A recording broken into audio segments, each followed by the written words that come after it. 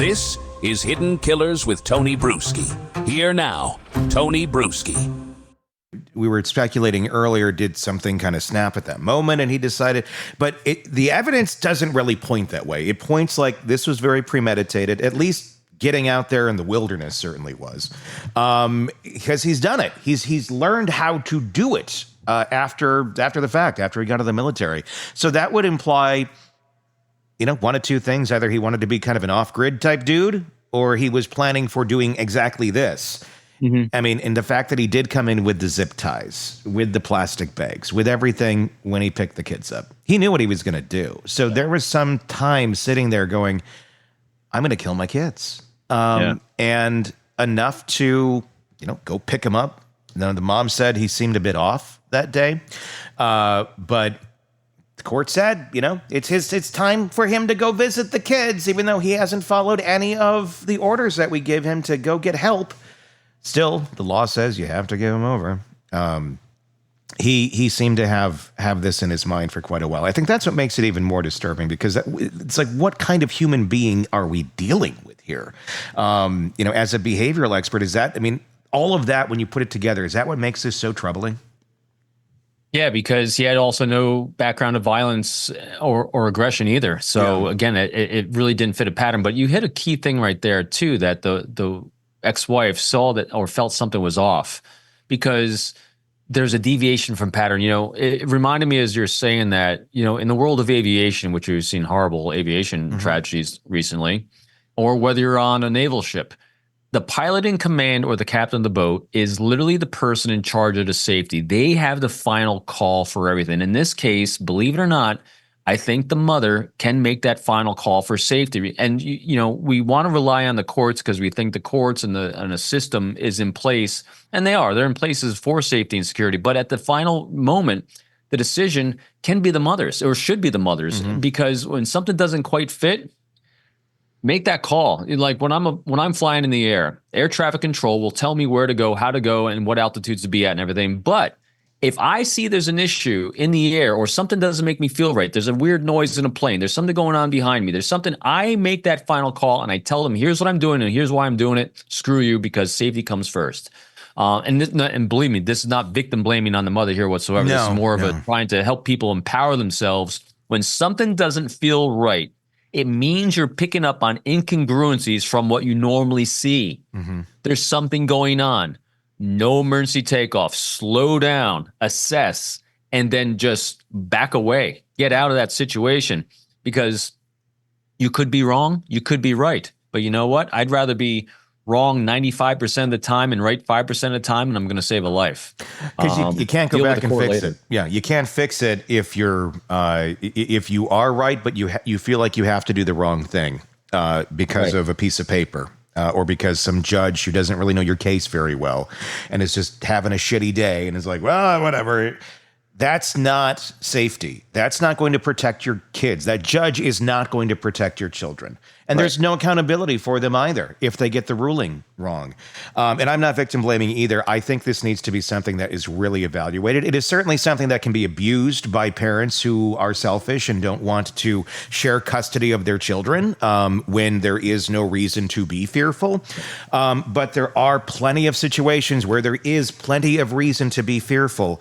And if that person who is there to see your children, who already has been diagnosed with borderline, has been diagnosed with PTSD, has shown a pattern of irresponsible behavior, going in and taking the kids to go sleep at a home with a bunch of other homeless men, it's insane. Then the judge still thinks, oh, yes, you can have unsupervised visitation. Clearly not a good choice by that judge. And as a parent, you're supposed to be abiding by those rules. But at the end of the day here, if you're ever in that situation and you're a parent, go and lead on the side of maybe maybe you need to protect your kids. Maybe there is some reason that there's incongruent behavior here, because you can't get them back if you make the wrong choice. And unfortunately, that is exactly what happened here. A system basically forced a mother to give her kids to a person she knew was not safe, even though she'd objected to it. And then exactly what she's been objecting to and saying, hey, this could happen, he's not safe, happened. And who's going to be accountable? Well, him, maybe, but it might be dead. But the people who said this is what you have to do, there's no accountability there. They move on to the next case. And that's a messed up thing that we have in our society, where the rights seem to lean heavier to the potential abuser than it does to the people that are truly trying to protect the kids. And also, I mean, I don't know it. I didn't hear this, but I always try to place yourself in the shoes of someone. If she was caring about him, even though they're divorced, about his well-being, and that the only thing that actually that might be able to save him from himself or get him back on a righteous path of mental health would be seeing your kids, you're going to be compelled and influenced that way as well, out of her own compassion for him and his well-being. So it's a really, really tough situation. That's why, as always, we've said it multiple times, loving critics in our lives. Yeah. Just don't be the sole one making the decision on this. Bounce it off someone who's more objective for you and cares deeply about you, because big decisions like this, when you see red flags going off, you're not going to be objective enough for yourself as you might need to be. Have someone you can bounce it off. Say, hey, here's what I'm seeing. Here's what's going on. Let's take a big pause and let me bounce it off here. And if no one comes, in other words, if there's not let's just go to the behaviors of trust, open, honest communication and transparency. I need to have that in order to feel safe, so I can feel safe leaving my kids with you.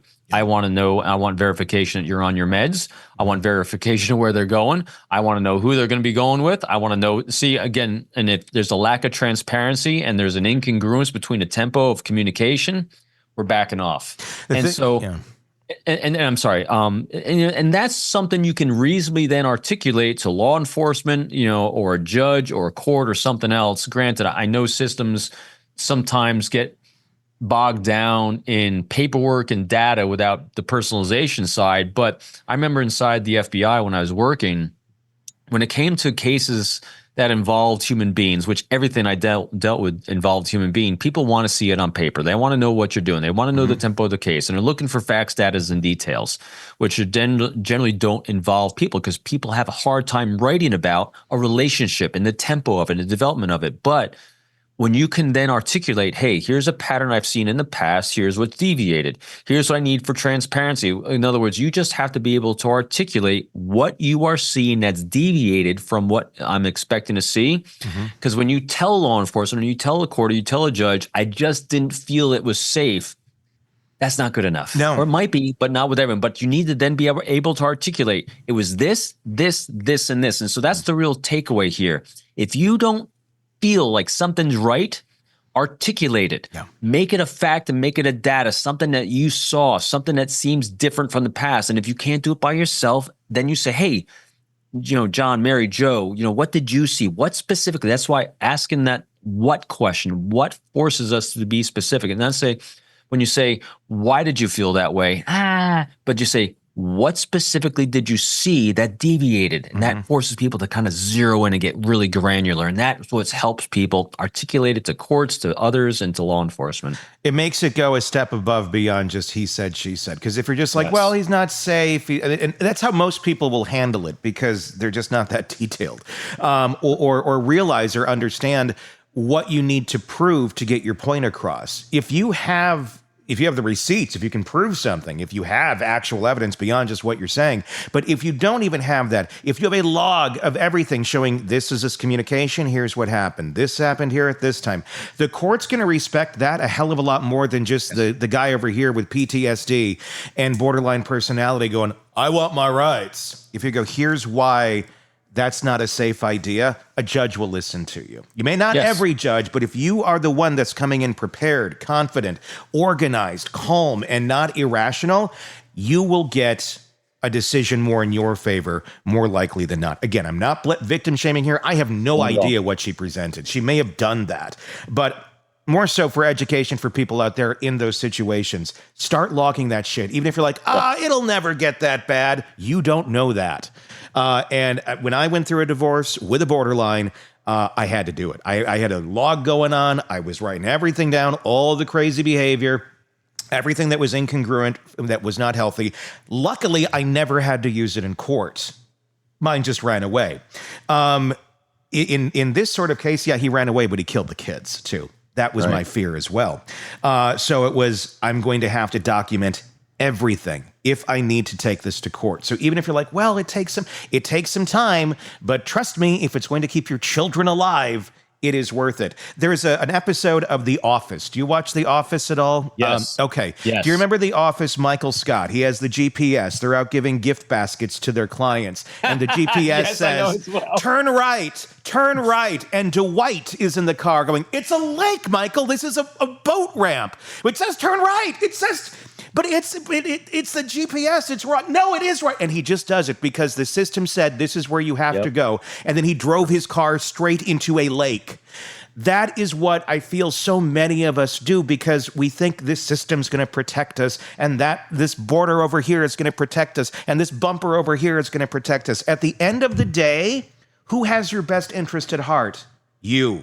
Yourself more than anyone else. Just like you were saying in your flight, in aviation. Yeah, you got your tower. They are there. You need to listen to them. Unless you see something else that they simply do not have knowledge of that is going to impact your safety, you have to make the call. And in cases like this, more parents need to be empowered enough to make the call. And So here's a great philosophy that we've had in my family for a while now, that I use it with my wife, with my children, my adult children. And that is every time we deal with a situation that someone has to make a tough decision outside of our family, we always say this: what can I do to make it easy for them to say yes? Side with me, go. And so in a case like this, if you start dealing with custody issues and like in this case in particular, the first thing you need to be thinking of is what can I do to make it easy for the judge to side with me? And part of that is the second you start getting into these things, you start baselining. What I mean by baseline is, to your point, you start journaling, you start writing, you start photographing your kids, your interactions, the places that pickups are happening, your observations, you start detailing and you date it. Because how many times have we seen in court where if someone presents a journal, because the journal says, well, it can be made up. Yeah, but you know what? You're not making up stuff on the second. And when you actually have a pattern that you're displaying for a judge or custody, family court, where you're journaling and you have periods of time, like every single visitation, every single day, boom, boom, boom, boom, periods of time. All of a sudden we started seeing a deviation. You can then articulate that to the court. And what's the other parent have or the person that might be going off the rails have? Nothing. Yeah. So who's the court going to sign? Because remember, systems can fail, but they're going to fail because it's a team.